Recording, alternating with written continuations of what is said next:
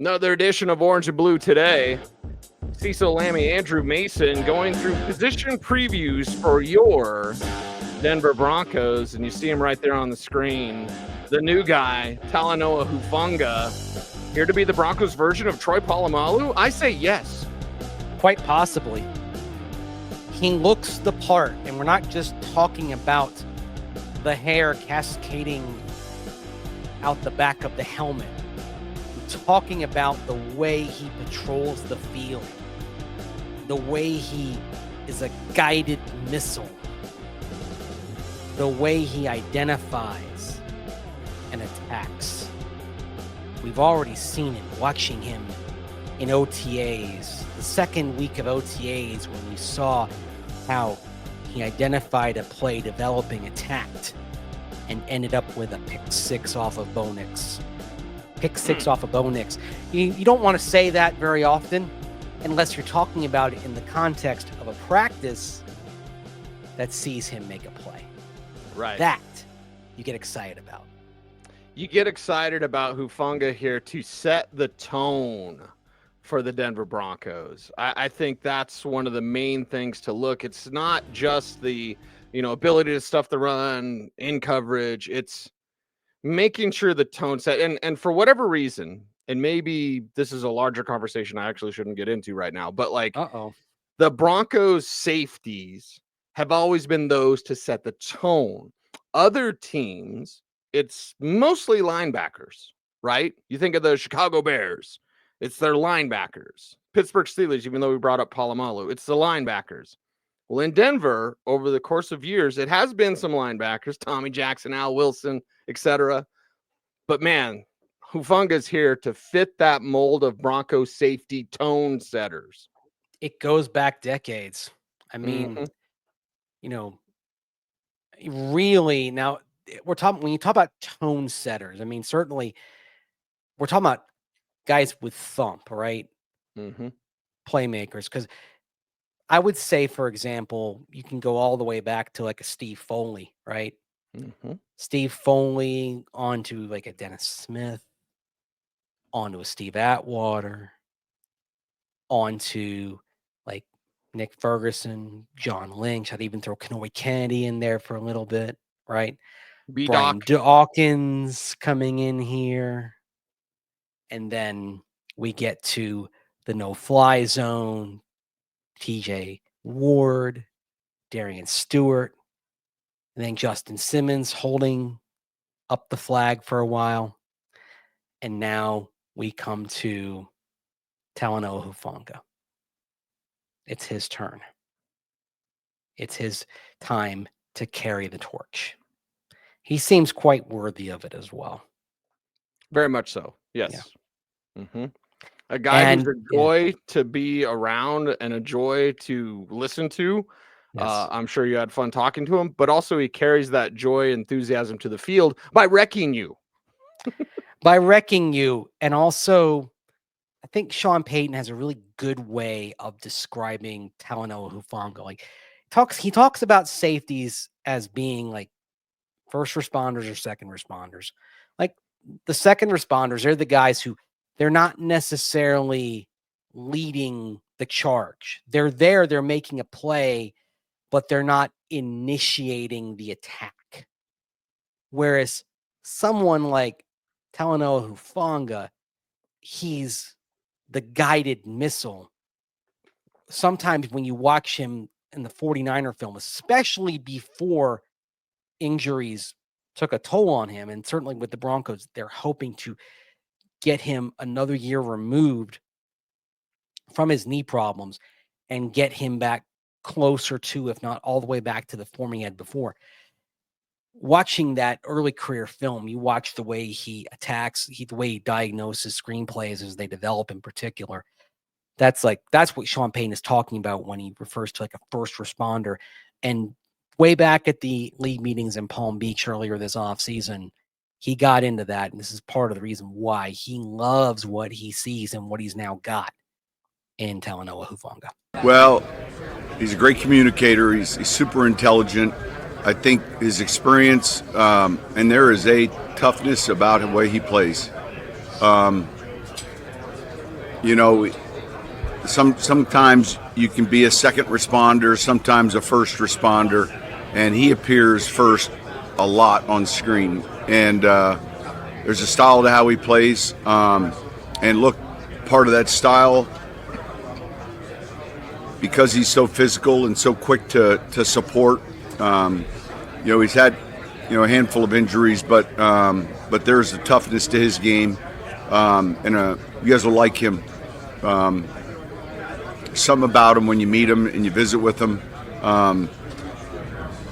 So that was a big get. We felt excited about that. Big get. Yeah. Yeah. Might be the best of the offseason. Yeah, he's probably, you'd have to say, with all due respect to Dre Greenlaw, Evan Ingram, I think he's the signature pickup back there. All pro level talent at the quarterback of the defense. Yeah.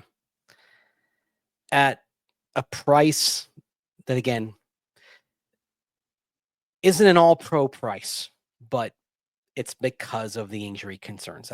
That's why he was in the scratch and dent pile, so to speak. But it's probably, to be fair, it's the only reason he was available to begin with. Had he not been injured, the 49ers would have found a way to keep him around. That's just the reality of it. Right. But to go back to a point we often make, this is what the Broncos believe in with Bo Lowry and his staff. They believe that their methodology is going to result in better outcomes. 2 years in a row, the Broncos have been right there in the top 2 in terms of least injured teams in the NFL. A marked change from where they were in the previous years. So doesn't mean they're going to stay there every year, but if they can, over the long haul, be among the least injured teams in football, certainly it does lend credence to their methodology. I mean, and where it can really show up certainly is soft tissue injuries. Certainly, let's face it, we're not talking about hamstring injuries in the way we talked about them, for example, in 2022, when it seemed like we were discussing a hamstring injury every single week, if not multiple hamstring injuries. Mm-hmm. It's different now. Yeah. Knock on wood. Yep. We're still going to be talking about a good injury rate for the Broncos here in 2025. Well, just think about Hufanga next to Brandon Jones. I feel like even as much as you and I talk about the Broncos, we didn't talk about Brandon Jones as much. I mean, what a great year. A great year. Guy comes in, you move on from Justin Simmons, a fan favorite, a guy that's great in the community. Like, Justin Simmons is a really good football player. Yeah. Brandon Jones was better. For what Vance Joseph wanted to do, Brandon Jones was better. And I didn't go into last year saying that. He was better, and that was a roll of the dice because this was a guy who had not always been a full-time starter in Miami. Mm-hmm. So there was a little bit of risk associated with bringing in Brandon Jones, and he paid off handsomely. Terrific job for him last year. And so much so that when they brought in Talanoa Hufanga, okay, somebody's going to be pushed out. It's Brandon Jones is the guy who's going to keep his starting job. He's the one who's still going to be in there. And he goes about it quietly. So it's not really noticed almost, but quietly effective. Mm-hmm. And it'll actually be really interesting to kind of see what happens kind of contractually as well, because he's somebody who's probably earned a bigger paycheck based on the way he's going and how he's performed here. Right. Today's episode of Orange and Blue Today is presented by Ramos Law, the official injury law firm partner of the Denver Broncos. Ramos Law was founded by Dr. Joseph Ramos, an attorney and ER doctor, to provide exceptional care to those injured in accidents. With a unique understanding of both medicine and law, the Ramos Law team is built to fight for you every step of the way. Experience the Ramos Law difference. Contact them today at ramoslaw.com. And much like we talked about with Singleton and Greenlaw working together, I'm looking forward to Jones and Hufanga working together because, like Troy Polamalu, who Hufanga went to USC and trained with Troy, So it's more than just a hair thing. But he will freelance and he'll freestyle a little bit. And your safety partner, last line of defense, both these guys are really smart. Think about that. Last line of defense, they got two heady players back there. Jones is going to have to be able to riff with Hufanga, similarly to what Greenlaw and Singleton are going to have to do as well. Yeah, and get things set up pre-snap. I mean, they're basically like the inside linebacker. They're going to be the quarterback of the front seven. The safeties are kind of quarterbacking things at the back. So they're setting up the cornerbacks as well. So they're getting everybody positioned. The whole thing of the safeties is they've got to know what everybody on the back end is doing. They don't just have to understand their own job. They've got to understand everybody else's job. So there's an intelligence required. Brandon Jones certainly aced that part of the position last year. He understood the assignment. He did exceptionally well. So you're looking at potentially having one of the better safety combinations in the NFL. It's a safety combination that also has a lot of range to it. It's not just, you're not just talking about two guys that are aggressive and they can attack, but they can also cover a lot of ground too. Yeah. And then on top of that, because you've brought in Hufanga, and this is the same thing that happened at inside linebacker where Justin Sternad started a bunch of games last year and now he's a backup. So PJ Locke starts a bunch of games last year. He ends up becoming a backup, but you're talking about somebody who frankly becomes one of the better backups in the game as he moves down there. And if you have to deal with an injury, you're in really good shape if he has to come in and start, because he can deliver quality, as we saw back in 2023 when he had to come in for Kareem Jackson as he was dealing with all those suspensions. With all due respect to Kareem Jackson, who was coming to the end of his career at that point, PJ improved the position that year. And if you're talking about him being somebody who comes off the bench, that's a real nice security blanket for you to have back there. And it's what good quality teams have, is at every position group, one guy who can come in and ensure there's no drop off. Like the old cliche, next man up. Eventually, even the best teams run out of next men at every position group, but good teams usually have at least one next man at every position group who can step in and ensure that there's really no fall off. The Broncos last year, that was still where they were compromised, as they were still trying to build things back up from a few years earlier where the roster wasn't in great shape, and B, where they were still compromised cap-wise because of the crater in the cap because of the Russell Wilson contract. Well, now they're in a relatively normal dead money spot, and also they've continued to build the roster overall. The roster's in a pretty good shape depth-wise, and now you see situations like somebody like PJ Locke, quality starter last year, quality depth this year. Yeah, and a lot of teams just have a guy that's, projected to be perhaps a future starter, much like a Drew Sanders conversation. Well, with Locke, you have a past starter who might be a future starter just elsewhere, but really good situation, and it pushes back and maybe changes the development for guys that we've been watching in the background, like Devin Key and Jail Skinner here too. Yeah, Devin Key, of course, we saw him go in last year in November, certainly some mixed results. JL Skinner, you're kind of waiting on his development. Like, we've been waiting for him to turn the corner, and it hasn't quite happened. And of course, they bring in Sam Franklin, a special teams specialist there in free agency, in like that fourth wave of free agency, basically. Now, for them, it's less about defense and it's more about special teams. And then you also have to discuss Delarian Turner-Yell, who was terrific on special teams in 2023, then tears his ACL, has his entire 2024 season waylaid, but now he's back in the mix. Of course, you've had the special teams coach changeover now with Darren Rizzi coming in and Mike Westhoff retiring and Ben Katwika being dismissed after the season.